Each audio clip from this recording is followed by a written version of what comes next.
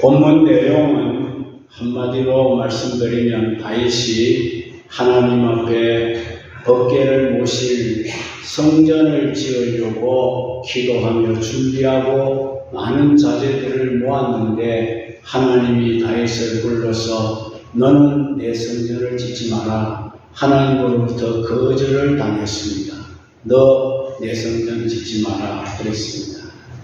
그러자 다윗은 그 일로 인해서 이스라엘의 모든 지도자들을 다 한자리에 소집합니다. 오늘 본문에 보시면은 다윗이 이스라엘의 모든 고관들과 각 지파의 어른들과 왕을 섬기는 관장들과 천부장들, 백부장들을 소집하고 왕과 왕자의 모든 소유와 가축을 감독했던 자들과 내시들, 장사들, 모든 용사들을 예루살렘에 소집하였다. 왜 다윗이 소집했습니까? 하나님이 자기로 하여금 하나님의 법궤를 모실 성전을 짓지 못하게 하시고 또 하나님이 어떻게 계획하고 계신다는 것을 이스라엘 모든 백성들에게 알려주기 위해서 소집을 했습니다. 평생의 수건 사업이었던 하나님의 전을 건축하려고 건축에 필요했던 모든 자재를 다 준비했지만 하나님이 자신에게 말씀하기를 너는 군인으로서 전쟁을 많이 하여 많은 사람의 피를 흘렸으니 내 이름을 위하여 너는 성전을 건축하지 말라 이렇게 말씀하셨습니다. 그러나 하나님은 나를 내 부친의 온 집안에서 택하여 영원히 이스라엘의 왕이 되게 하셨고 유다 지파를 택하여 머리를 삼으셨고 유다 가문에서 내 부친의 집을 택하셨고 내 부친의 아들들 중에 나를 기뻐하셨고 온 이스라엘의 왕으로 삼았다라고 했습니다. 그 하나님께서 나에게도 여러 아들을 주셨는데 그 모든 아들들 중에서도 내 아들 솔로몬을 택하여 여호와의 나라 왕위에 앉히시고 이스라엘을 다스리게 하실 그때에 하나님이 나에게 이르시기를 내 아들 솔로몬은 그가 너를 대신하여 성전을 건축하고 내 여러 뜰을 만들리니 내가 그를 택하여 내 아들로 삼고 나는 그의 아버지가 될 것이니라. 이 말씀을 하나님이 하셨다라고 전하기 위해서 백성들을 한자리에 모이도록 하게 된 것입니다. 이 말씀의 요지는 다윗이 자기의 모든 신하들을 소집해서 그들 앞에서 자기는 하나님의 만유하심으로 내가 성전을 건축할 수가 없게 되었지만은 하나님이 내 아들 가운데서 솔로몬을 왕으로 택하시고 그 솔로몬을 통하여 내가 짓지 못했던 성전을 대신 건축하게 할 것이라고 하시고 나에게 네가 성전을 건축하고자 하는 그 간절한 마음이 그 마음이 좋다. 나는 너의 마음만 받겠다. 그러나 실제로 성전 건축은 너의 아들을 통하여 내가 반드시 너의 소원을 이룰 것이라고 말씀했습니다. 오늘 우리는 이 말씀에서 다윗의 올곧은 믿음을 발견해야 하겠습니다. 다윗의 생애는 자기를 위한 삶이 아니라 오직 하나님을 위해서 살아온 삶이라는 것을 말해주고 있습니다. 다윗은 전혀 살이 사욕을 취하지 않았습니다. 오직 하나님의 뜻대로 살아가는 그런 사람이었습니다. 이런 다윗의 믿음은 어떤 믿음이었습니까? 첫 번째는 주님을 위하여 전적으로 자신을 헌신하는 믿음이었습니다. 다윗이 그렇게 하나님의 법궤가 장막 안에 있는 것을 괴로워해서 그 법궤를 옮겨와서 이제 모실 아름다운 성전을 지으려고 자기의 모든 것을 다 들여서 성전 지을 준비를 했습니다. 그는 오직 하나님을 위해서, 성전 건축을 위해서 그는 자신의 있는 모든 것을 다 드리며 헌신했습니다. 평생토록 하나님만 기쁘시게 해드리고자 힘을 다 쓰게 되었던 것입니다. 자신의 모든 것을 주님 위해서 헌신하며 살아왔습니다. 그는 성전을 지어서 하나님 법궤를 모시고자 하는 일념 하나로 오랜 세월 건축에 필요한 자재를 또 모으고 모았어. 그것을 이제 자세가 안전하게 모여졌을 때 성전을 짓게 해달라고 하나님 앞에 기도했더니 하나님이 너 하지 마라 그랬습니다. 하나님은 어떤 사람을 기뻐하실까요? 당신을 위하여 헌신하는 사람을 기뻐하신다는 것을 믿으시기 바랍니다. 헌신이란 하나님을 위하여 자신을 온전히 바치는 삶이 바로 헌신인 것입니다. 여러분들도 다 하나님 앞에 헌신자들이라고 저는 믿습니다. 다윗은 참으로 하나님께 헌신한 그런 왕입니다. 자기에게 은혜를 주신 하나님의 그 은혜를 내가 무엇으로 보답하고 그렇게 늘 전전긍긍하는 하나님의 은혜에 보답하고자 하는 마음으로 그는 모든 삶을 거기에 초점을 맞추어서 살아왔던 사람입니다. 성경에 등장하는 유명한 신앙인들 하나같이 하나님께 자신을 헌신했던 사람들이 아닙니까? 아브라함도 자신을 하나님을 위해서 얼마나 큰 헌신을 했습니까? 고향 집, 저가비 집을 하나님이 떠나라고 할 때 무조건 떠났습니다. 그리고 자기가 갖고 있는 모든 것을 다 들여서 하나님의 의를 이루려고 애쓰고 힘썼던 아브라함의 신앙인 줄로 믿습니다. 또한 사무엘 역시 하나님께 드려진 헌신자였습니다. 사무엘은 태어나면서부터 어머니로부터 젖을 뺀 후에 그를 하나님의 실로에 갖다 바쳤습니다. 하나님의 성전에, 하나님의 집에 갖다 바쳤습니다. 그리고 그는 어릴 때부터 젖을 뺀 이후로부터 하나님 앞에서 자라왔던 헌신자였습니다. 뿐만 아니라 베드로 역시 그랬습니다. 베드로도 주님이 자기를 부르실 때 배와 건물과 부친을 버려두고 모든 것을 다 버리고 오직 주님만을 위해서 살기로 다짐하고 주님을 따라갔던 헌신자였습니다. 물론 중간에 주님을 배반한 적도 있습니다만 회개하고 끝에 가서는 그는 로마에서 장렬하게 주님의 복음을 위해서 순교한 헌신자입니다. 바울 역시 자신의 모든 것을 주님을 위해서 다 드리는 그런 헌신자였습니다. 그는 마지막 목숨까지도 주님을 위해서 바쳐드린 헌신자 아니었습니까? 여러분들은 어떻습니까? 주님을 위해서 정말 헌신하는 믿음의 사람들입니까? 나 자신을 주님이 기뻐하시는 일을 위해서 다 드릴 수 있는 헌신자이냐 말입니다. 우리 자신을 한번 이 말씀을 놓고 생각해 볼 수 있기를 바랍니다. 하나님은 다윗의 헌신적인 믿음을 보셨습니다. 우리 하나님은 우리에게 어떤 다른 면을 보지 않습니다. 믿음을 보십니다. 할렐루야. 하나님은 믿음을 보시고 예수님도 믿음을 보셨어요. 내 믿음이 크도다. 주님이 믿음을 보시고 그 사람을 평가하실 겁니다. 여러분들에게도 헌신적인 믿음이 있기를 주의 이름으로 축원합니다. 그리고 다윗이 원했던 성전을 자기의 손으로는 건축하지 못하게 하셨으나 자기를 이어 왕이 될 아들 솔로몬에게 그 일을 맡기시고 다윗의 소원을 간접적으로라도 하나님 반드시 성취시켜 주시되 더 영광스럽게 하나님이 그 일을 이루어 주신다는 것을 우리는 믿어야 합니다.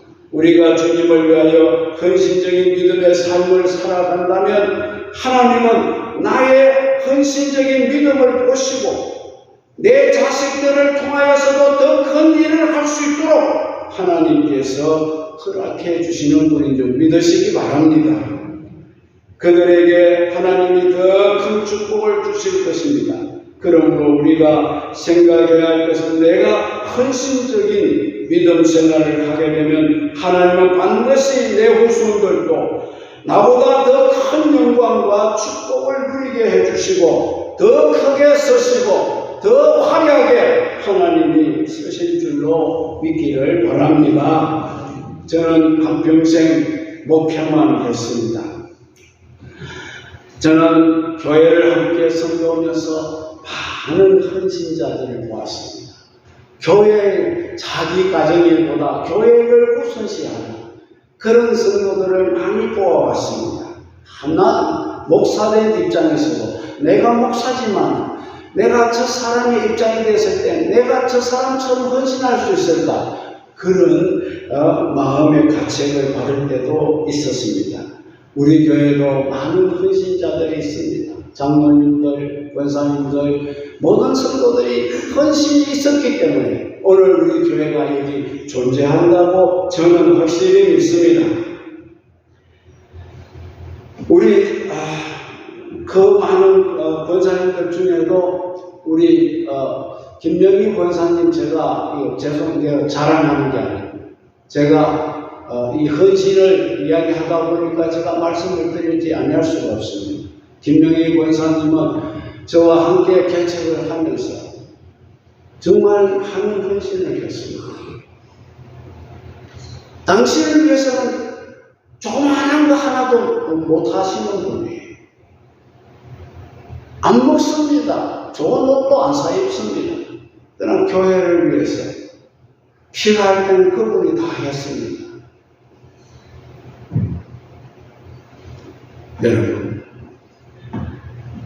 여러분들도 다 그렇게 하신 줄로 압니다.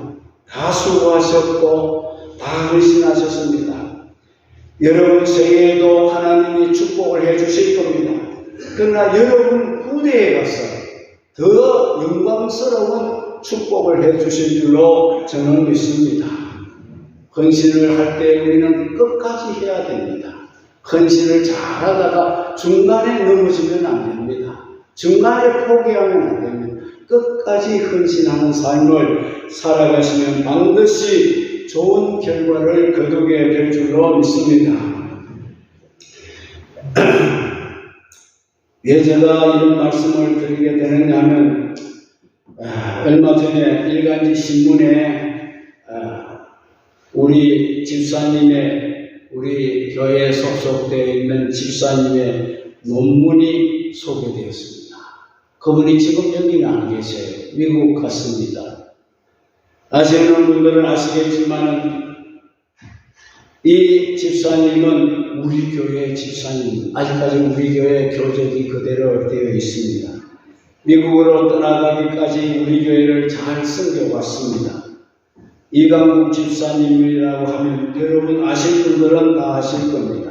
그분은 지금 미국에 있는 하버드 의과대학에서 연구 교수로 재직 중입니다. 그가 연구하는 파트가 뭐냐면 암세포를 잡는 그 연구를 하는 것이에요. 한국에 있는 서울대학교에서 얼마 전에 이강국 박사를 초청을 했습니다. 몇 개월 동안만 한국에 와서 머물면서 자기 서울대학교 교수들이 암치료제 개발을 하는 이 교수들의 연구를 좀 지도해 달라는 그 책임을 조금 맡아달라고 간곡히 부탁해서 그분이 한국에 지금 와 있습니다. 그런데 몇 주 전에 한국 신문들에서 이강국 박사의 논문이 실려서 큰 화제를 일으키고 있습니다. 연구 논문은 난소암 표적 항체 개발에 대한 연구입니다. 자세한 학술적인 것은 제가 설명할 수가 없지요. 그러나 세계 과학자들이 다 놀랄 만한 연구 결과물로서 대단한 연구 결과라고만 알고 있습니다. 하나님이 이강국 박사에게 지혜를 주셔서 이런 연구 논문을 발표하게 하여 세계적인 의학지에 실리기도 하고 또 우리나라 방송이나 신문에 많이 이렇게 소개되었습니다. 아마도 이 논문이 실용에 적용이 되면은 굉장한 반향을 일으킬 거라고 생각하고 많은 환우들에게 기쁜 소식을 줄 거라고 생각합니다. 그리고 하나님께는 큰 영광을 돌리게 될 줄로 믿습니다. 우리 교회가 비록 작지만 이런 훌륭한 과학자를 모시고 있다. 여러분들도 자부심을 가져주시기를 바랍니다. 왜 제가 이런 이야기를 합니까? 이강국 집사는 우리 교회 집사이기 때문에 그렇습니다. 우리 교회에서 이런 훌륭한 박사가 나올 수 있다는 것에 너무나 감사해서 여러분들에게 제가 소개를 드리는 것입니다. 우리가 하나님을 위하여 헌신적인 삶을 살아가면 하나님은 나와 내 후손들에게 반드시 큰 축복을 주시고 더 큰 일 할 수 있게 해주시고 더 화려하게 해주실 줄로 믿습니다. 여러분, 다윗이 그렇게 하나님 앞에 헌신적인 삶을 살면서 하나님의 법궤를 모실 성전을 지으려고 그렇게 노력을 했지만 하나님이 거절했습니다. 그러나 다윗의 그 거절은 하나님께서 더 큰 영광을 솔로몬을 통하여 받으시기를 원하셨던 것입니다. 여러분들이 교회를 위해서 헌신하시면 그 헌신은 절대로 헛된 헌신이 아닙니다. 여러분 당대에 이루어지지 않는다면 여러분의 후손을 통해서도 반드시 하나님이 영광을 받으시고 여러분이 하고자 하는 일이 좌절되었을지라도 여러분의 후손을 통하여 그 일을 성취시키시는 하나님인 것을 믿으시기 바랍니다. 그래서 여러분들도 다 헌신적인 신앙을 가지시기를 주의 이름으로 축원합니다. 두 번째입니다. 다윗의 믿음은 하나님 뜻에 순종하는 믿음이었습니다. 다윗은 자기가 그렇게 준비해왔던 성전 건축을 하나님이 단번에 거절하셨어요. 그러면 여러분들 심정은 어떻겠습니까? 여러분들이 많은 것을 추진을 하고 이거 하겠다는데 목사님이 그거 안 돼요 하지 마세요. 이러면 여러분 상처 안 받겠습니까? 교회 떠나지 않겠어요? 그러나 다윗은 그러지 않았습니다. 예, 하나님 알겠습니다. 저는 이 성전을 지어서 법궤를 모시는 것이 제 소원이었는데 제가 그렇게 하면 하나님이 기뻐하실 줄 알았는데 하나님께서 내 손에 피가 묻어 있으니 그 피 묻은 손으로 하지 말라 하시니 안 하겠습니다. 그 순간 딱 멈추고 순종을 하게 되었던 것을 볼 수 있지 않습니까? 다윗이 하나님의 뜻에 순종했다는 증거가 뭡니까? 그것이 다윗이 그렇게도 하나님의 성전을 지으려고 예를 썼지만 하나님이 성전 짓는 일을 허락해 주지 아니하셨으므로 다윗은 자신이 추진했던 그 일을 즉시 중단을 하고 하나님 말씀에 곧장 순종하게 된 줄로 믿습니다. 여러분, 순종이 뭐겠습니까? 내가 아무리 하고 싶어도 하고 싶다고 생각하는 일이 있을지라도 주님이 하지 마라 하시면은 하지 말아야 하는 것입니다. 미련 없이 그것을 딱 중단할 때에 그게 바로 순종인 것입니다. 이 하나님 하지 마라 하는 일인데 하나님이 가지 말라는 일인데 그러면서도 꾸역꾸역 가면 사고를 당합니다. 하나님이 원치 않으시는 것을 하지 않는 것이 순종인 것입니다. 하나님이 원하시는 것을 적극적으로 하는 것이 순종입니다. 아무리 내가 좋아하고 하고 싶은 일도 하나님이 원치 않으신다면 멈출 줄 아는, 하고 하나님, 나는 이 일을 해서 하나님께 영광을 돌리고 싶습니다만은 하나님이 원치 않으시면 내가 이 일을 안 하겠습니다. 그게 순종이에요. 하나님이 원하지도 않는 일을 꾸역꾸역 하면은 그게 하나님한테 충성하는 것이 아니고 그건 불순종이에요. 내가 옳다고 판단해서 그걸 자꾸 주장해 나가는 것이 고집이란 말입니다.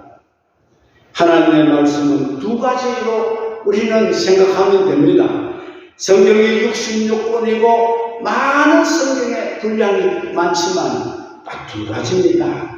하라는 말씀과 하지 말라는 말씀, 이 두 가지뿐입니다. 여러분 성경을 읽어보십시오. 하라는 말씀이 많이 나오고 또 하지 말라는 말씀도 많이 나옵니다. 하라는 말씀은 내가 적극적으로 하면 내가 복을 받습니다. 그건 적극적으로 하십시오. 반대로 하지 말라는 말씀은 그것 또한 적극적으로 안 하면 복이 되는 것입니다. 간단하죠? 성경은 두 가지라니까.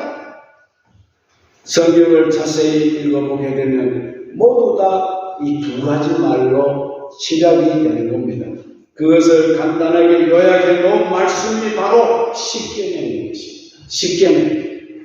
우리가 십계명대로만 살아가면 하나님이 기뻐하시고 우리에게 모든 복을 내려주실 줄로 믿습니다.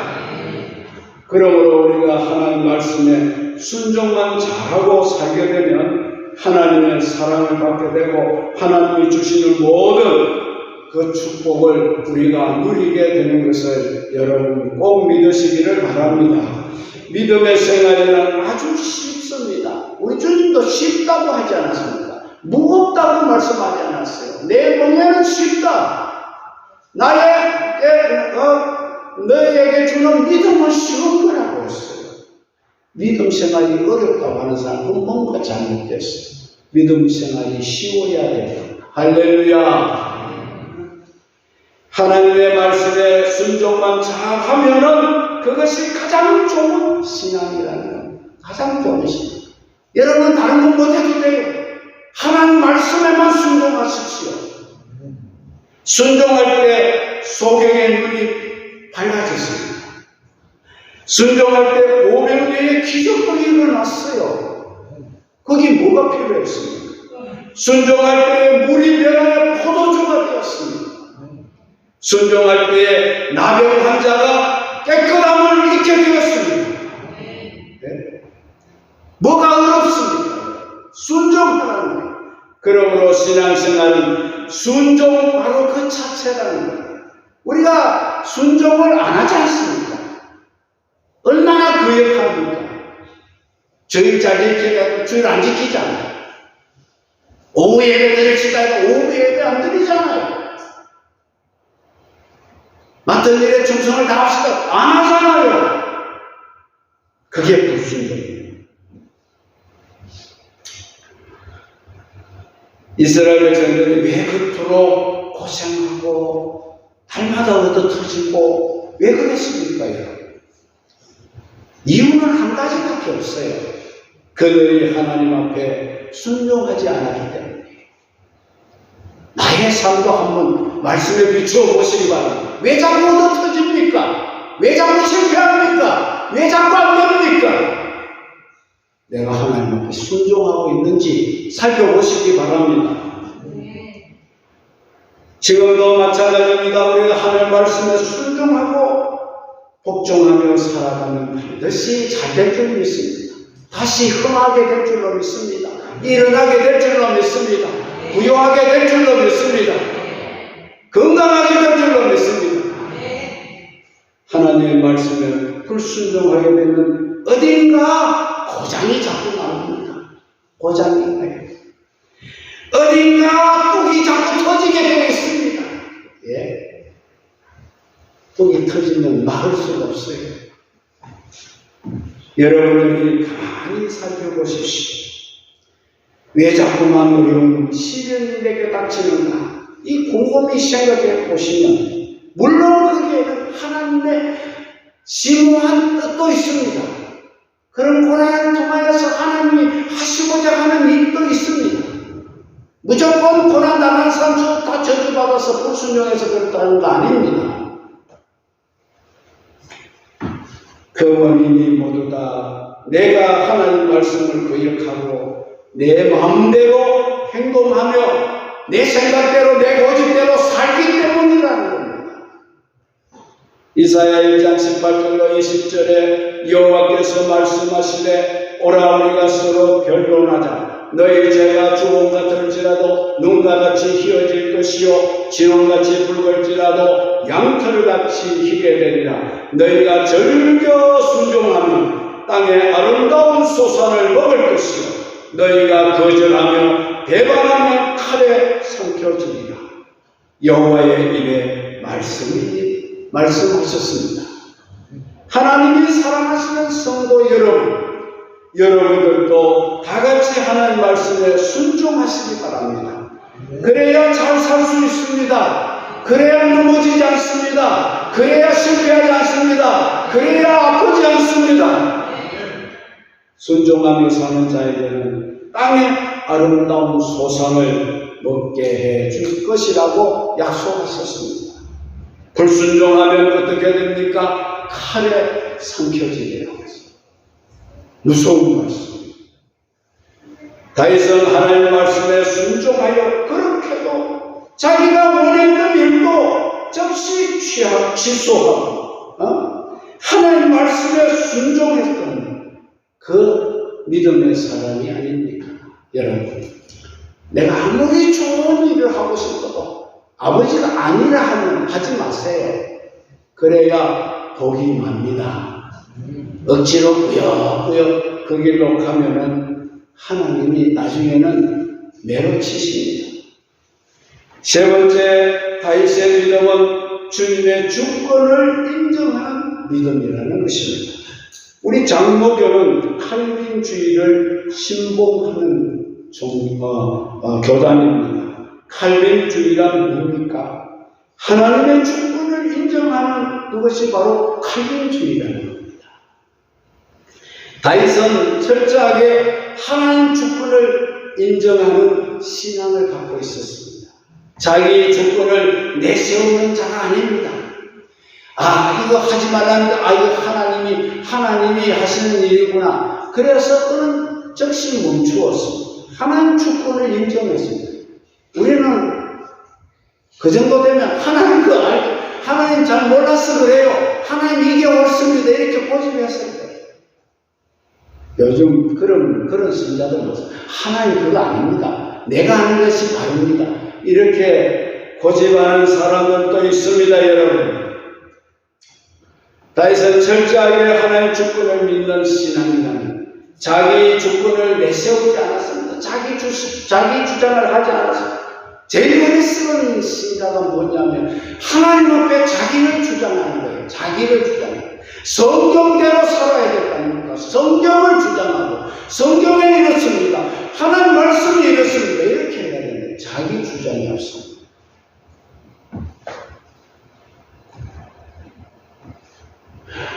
주권이라는 말이 또 무엇이겠습니까? 하나님의 의지 또는 하나님의 마음, 하나님의 뜻이라는. 하나님은 토기장이 같습니다. 토기장이가 지는 한 덩어리로 귀 쓰는 그릇을 빚기도 하고 천하게 쓸 그릇을 빚기도 하고 자기가 만든 그릇을 부셔버리기도 할 수 있는 권한 오직 토기장에게만 있다는 뜻입니다. 사무엘상 2장 6절로 8절에는 더 확실한 하나님의 주권에 대한 말씀이 있습니다.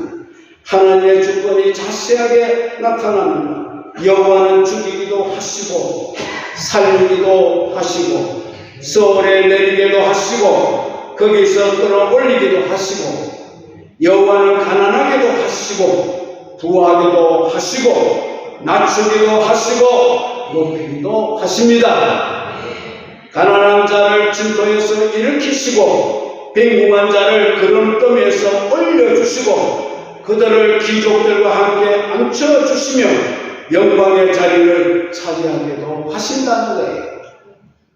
땅의 기둥들은 여호와의 것이라 여호와께서 세계를 그들 위에 세우셨도다. 이것이 곧 하나님의 주권인 것입니다. 하나님은 우리를 죽일 수 있습니다. 오늘 밤에라도 우리를 죽일 수 있습니다. 하나님은 우리를 살릴 수가 있습니다. 내가 죽을 병에 걸렸어도 하나님은 살릴 수 있는 권한이 있습니다. 하나님은 우리를 지옥으로 보낼 수도 있고 하나님은 지옥에서 우리를 끌어올려 천국에 보낼 수도 있습니다. 하나님은 나를 가난하게 하실 수도 있습니다. 내가 좀 있다고 거들먹대면 하나님은 하루아침에 가난하게 만들어서 버리십니다. 하나님은 나를 부유하게 할 수도 있습니다.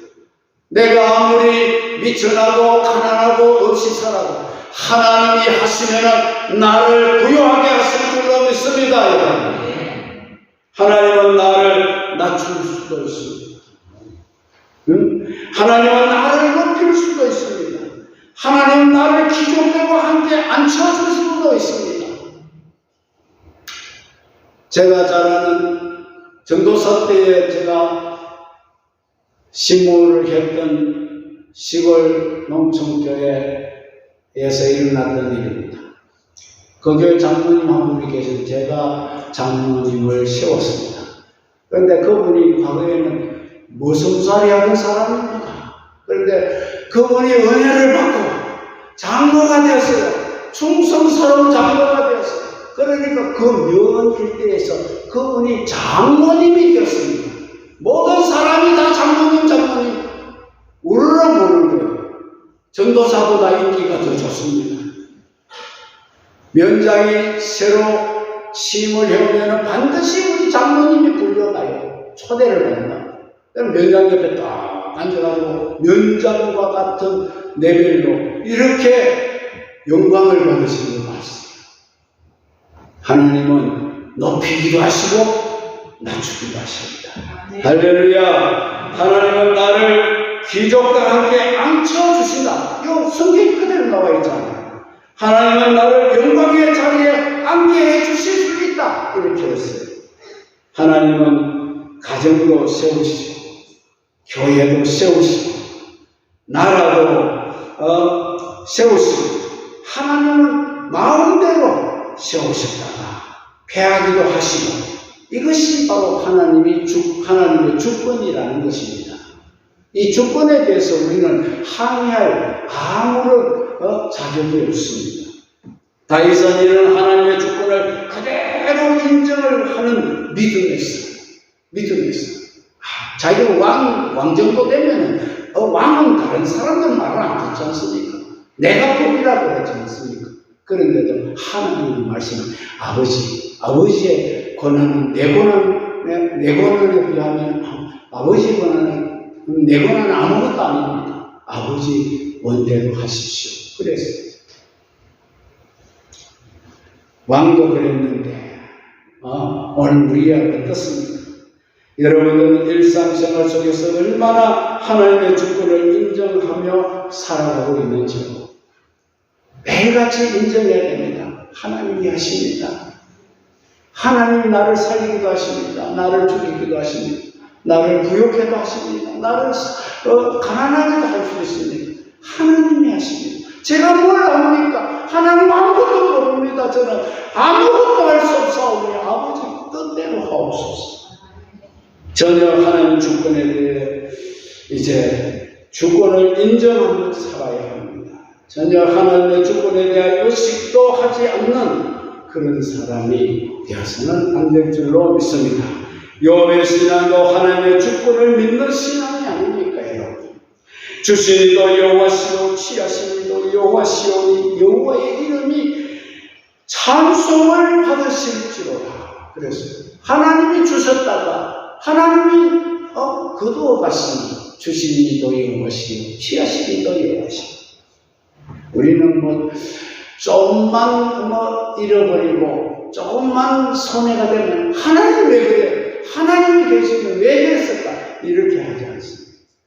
여러분, 자녀를 데리고 가더라도, 재물을 거두어 가더라도, 건강과 명예를 거두어 가더라도, 그것은 다 하나님이 주셨다는 것을 하나님이 거두어 가신다. 이렇게 인정하는 것이 주권을 인정하는 신앙인 줄 믿으시기 바랍니다.